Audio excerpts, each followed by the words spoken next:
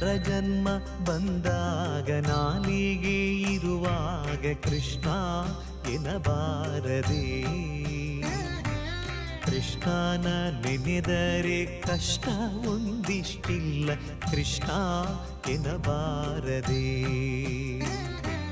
ಕೃಷ್ಣನ ನೆನೆದರೆ ಕಷ್ಟ ಒಂದಿಷ್ಟಿಲ್ಲ ಕೃಷ್ಣ ಎನ್ನಬಾರದೆ.